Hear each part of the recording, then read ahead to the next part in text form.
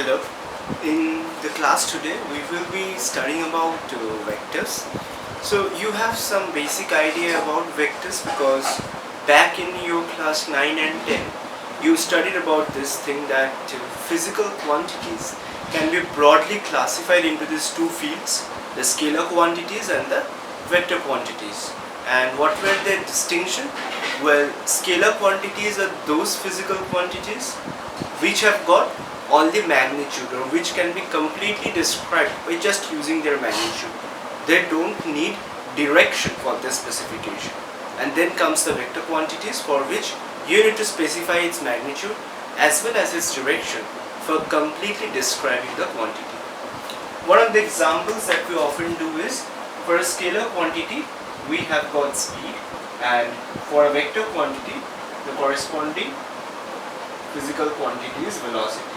So when we say speed, suppose a train is moving, we will say the speed of the train is 60 kilometers per hour. That's okay. But when we are talking about velocity, we have to mention the direction as well. 60 kilometers per hour towards south, for example. So this additional information, the direction, when that needs to be specified, it means we are talking about a vector quantity. For a scalar quantity, just mentioning the magnitude and the unit is enough. Certain other examples of scalar quantities are density, temperature, pressure, work, power. These are examples of scalar quantities you are already familiar with. Similarly, examples of vector quantities are like velocity, then we have acceleration, momentum, then we have got magnetic flux, electric current density. These are certain examples of vector quantities. Now, when do we call something a vector quantity? The definition that you have already done in your lower classes is that if it has got a magnitude as well as a direction. But then, for example, if we take electric current,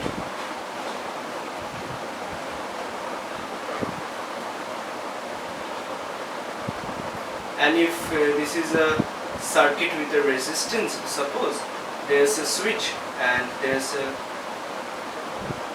battery and the current is flowing from the positive to the negative terminal. So the current has got a direction, and say it has a magnitude of 0.5 ampere. So it has a magnitude, it has a unit, it has a direction. Is electric current vector quantity then? Well, the answer is no. Electric current is a scalar quantity. But then why? The definition says anything that has got a magnitude, a unit and a direction should be a vector quantity. Here comes the additional thing that you are going to do now. A vector quantity should not have a magnitude and direction, rather it should follow something known as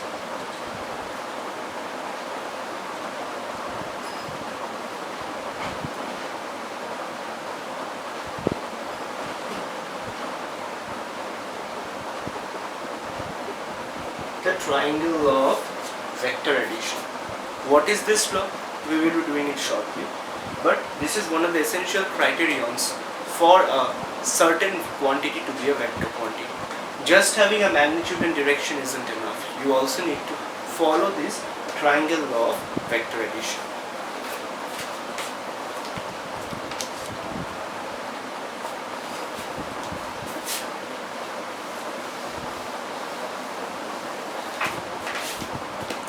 Now, how do we represent a vector? A vector is generally represented with a straight line, and at the end of the straight line there will be an arrowhead. The arrowhead represents the direction of the vector quantity, and the length of the line represents the magnitude of the vector quantity. Suppose this vector quantity is say 50 meters per second. It's representing a certain velocity. Then the vector quantity, the vector representation for the velocity of 25 meters per second in the same direction will be something like this, approximately half the length of 50 meters per second. And similarly, for a velocity of minus 25 meters per second, that is something which is in the opposite direction, will be something like this. Magnitude wise it's the same with the other one, but see, the direction is opposite. This is how you represent a vector quantity analytically. And how do you represent it symbolically? See, if I am writing that force is equal to mass times acceleration, I know force and acceleration are vector quantities. How do I represent it in the equation? Well, you already know it. We write an arrowhead over the corresponding vector quantities. And if a certain physical quantity has got no arrowhead on top of it, it means either it's a scalar quantity or it is a constant. Like you can also write this equation, time period of a pendulum is 2 pi root over L by G. Here, time period, length, these two are scalar quantities, but they don't have this arrowhead sign over them. But pi also does not have any arrowhead sign over them, but that does not mean that pi is a scalar quantity or something. It's simply a constant. So that you have to keep in mind. So arrowhead is there, that means it's a vector quantity. That's the final thing.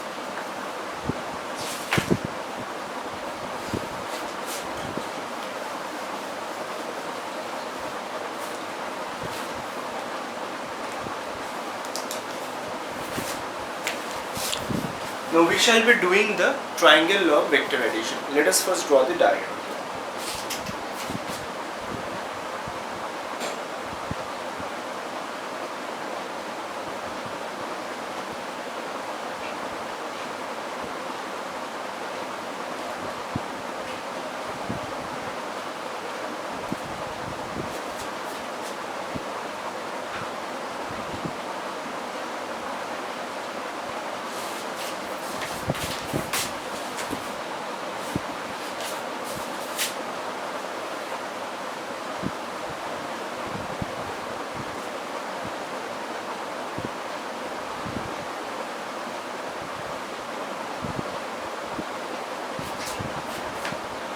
Name the points as it's given in your book.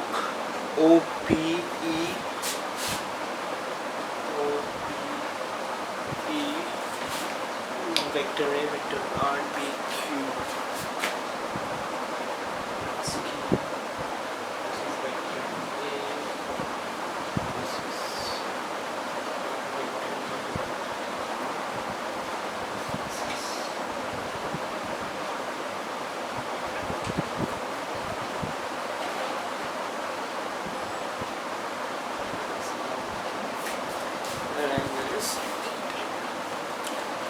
okay.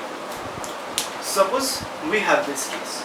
So first of all, let us just break down what is there in this diagram. This particular area, that's OP, is equal to the vector A. So this is the vector A. Next, PQ is the vector B. So this is basically vector B. And O to Q, that's vector R. This is vector R. This is the resultant vector. Resultant of the sum of A and B. So remember, here we are adding two vectors. This is the triangle of vector addition. So I have A here and I have B here. I place them like this. Now here's a point to remember is that whenever you are adding two vectors, keep in mind that you always place the arrow of one vector with the tail of another vector. So this is A and B. You can either place the arrow of A with the tail of B, or you can place the arrow of B with the tail of A. So you can also take this vector and transpose it here. So it's OP here. You can also take OP to this point. A vector equal in magnitude to OP and in the same direction. Vectors can be moved in space like this. That can be done as long as you keep their magnitude and direction the same. So what you need to keep in mind is whenever we are adding the vectors, either their arrowhead of one vector must be touching the tail of another, or the converse, tail of another touching the arrow. You cannot add two vectors if the arrow of one and the arrow of other are touching each other. That is against the triangle law. This is because if you look at the statement of the triangle law of vector addition as it's given in your book, you will find it's written that whenever you are adding two vectors, you must take those two vectors completely in their magnitude and direction in the same order. Same order means when the arrowhead is following the same direction. So if there are more than one vectors, this is the same order. But something like this is breaking the order. The order has changed. So order means all of the arrowheads pointing one after the other. That is what is called same order. And the triangle law says that if you take two vectors which are complete in their magnitude and direction in the same order, then the resultant is given by the third side of the triangle in the opposite order. Because you see, the arrowhead of this one and arrowhead of this one are touching, so opposite order. Now here this is our vector A, this is our vector B, and this is the resultant. QE is an imaginary line and so is PE. We have joined these two lines so as to form a right angle triangle OEQ. This angle here is 90 degree. Now what do we know about the right angle triangles? Well, hypotenuse square, that's OQ, is base square plus height square. Now what's OE? This length OE is equal to OP plus PE. So this is OP plus PE whole square plus QE square. So this is A plus B whole square.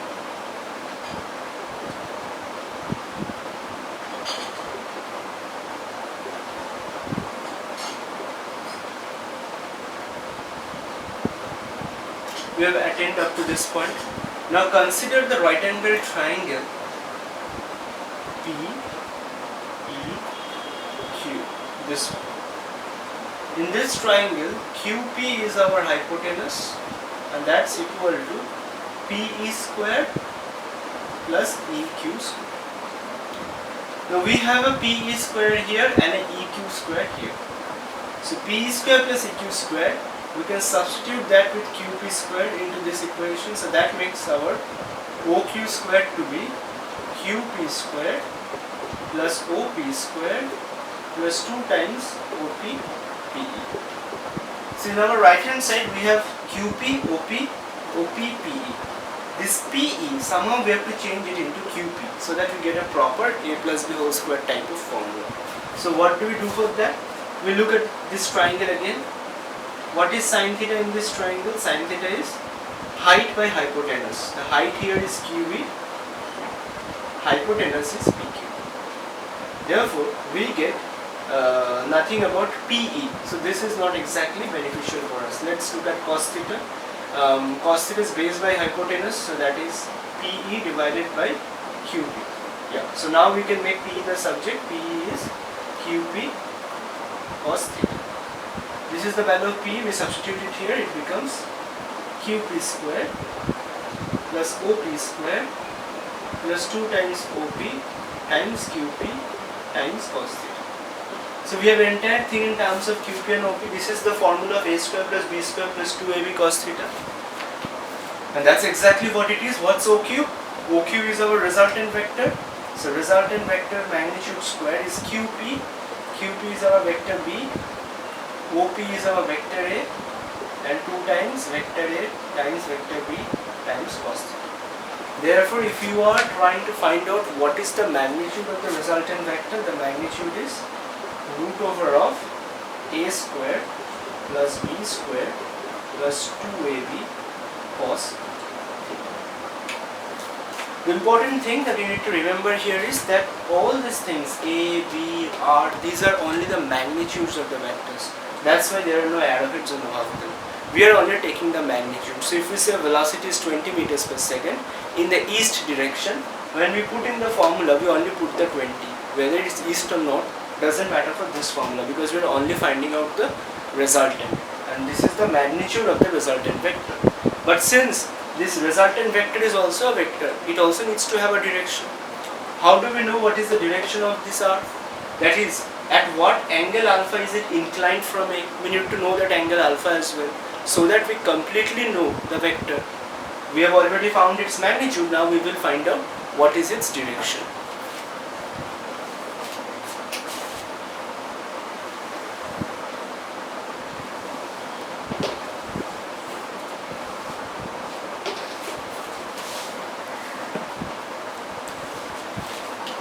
So, what is the tangent of this angle alpha? Tan of alpha.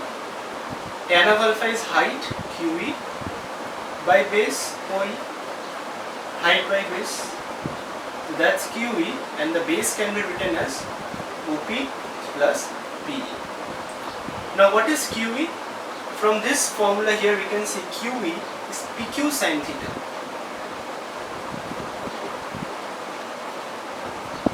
And what's PE? PE is QP cos theta. PQ is this vector B. So vector B times sin theta divided by OP is our vector A, and QP is again our vector B times cos theta. Therefore, this is our tan alpha. Therefore, if you are asked to know what is alpha, that is at what angle is the resultant vector inclined away from the vector A, that angle alpha is simply tan inverse of magnitude of vector B times sine of theta divided by magnitude of A plus magnitude of B times cos of theta. And this is the angle by which the resultant vector is inclined from the vector A. So now we know the magnitude of R, we know the angle of R. Once you know the angle, you know the direction. So from here we have complete information about the resultant vector, and that is what is necessary.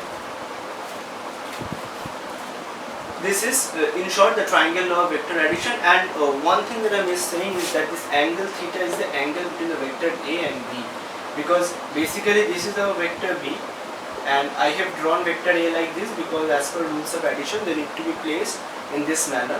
But if you bring it in the front, this is vector A, so actually this angle is theta, so the angle between the two vectors is theta. Theta is the angle between the two vectors which we are trying to add.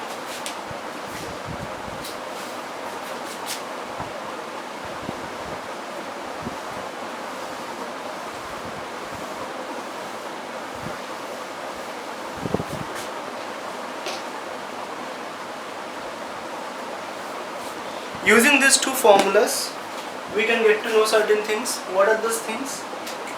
If two vectors are in the same direction, suppose this is vector A and this is vector B, then the angle between the two vectors theta is 0 degree. They are in the same direction, they are parallel to each other. So in that case, resultant is equal to root over of a square plus b square plus 2ab cos of 0. Cos of 0 is 1, so that makes it a plus b whole square under root. So resultant is a plus b. This when cos of 0 is 1, this becomes a square plus b square plus 2ab. That's the formula of a plus b whole square. And whole square under root means only the thing. So whenever two vectors are parallel to each other, when the angle between them is 0 degree, the resultant vector magnitude is simply the sum of the magnitudes of the two vectors. And what will be the direction? Well, tan of alpha will be b sin theta divided by a plus b cos theta. Now sine of 0 is 0, and once that is 0, whatever is in the denominator doesn't matter. So tan of alpha is 0, which implies alpha is 0, that means the resultant vector is also in the same direction as a and b. So if a is in this direction and b is in this direction, resultant vector is also in the same direction, but its length will be greater than that of a and b because r is the sum of a and b. So it will be the sum of the length of a and b. This is when theta is 0. What happens when theta is 90 degree? If theta is 90 degree, as you can see, cos of 90 becomes 0. When cos 90 is 0, this entire thing cancels out. So the resultant vector becomes root over of a square plus b square. This is the magnitude of the resultant vector. And our tan of alpha becomes b sin 90. Sin 90 is 1 divided by a plus b cos theta. Cos of 90 is equal to 0. So that makes it 0. So this is simply b by a. So tan of alpha becomes b by a, or alpha becomes tan inverse of b by a. Alright. And then there's one more case when theta is 180 degree.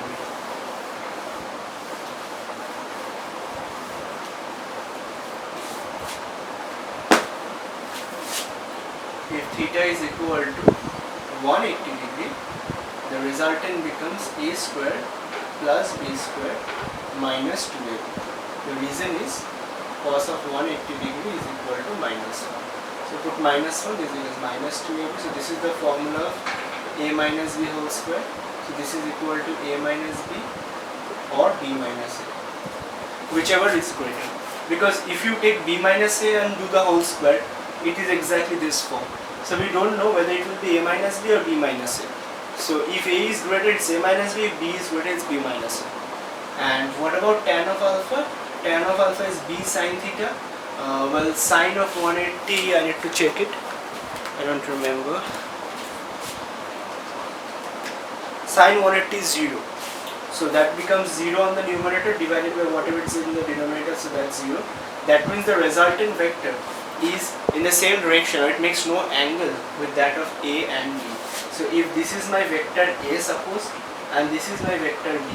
So if A is greater in magnitude, then the resultant vector will be the direction of A, such that this vector A is equal to resultant plus B, because we know A minus B is R. So A is R plus B. So the length of A should be resultant vector length plus vector length of B.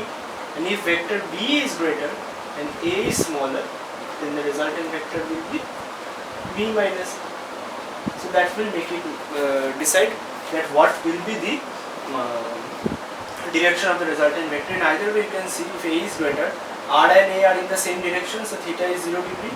If B is greater, R and B are in the same direction, so theta is 0 degree.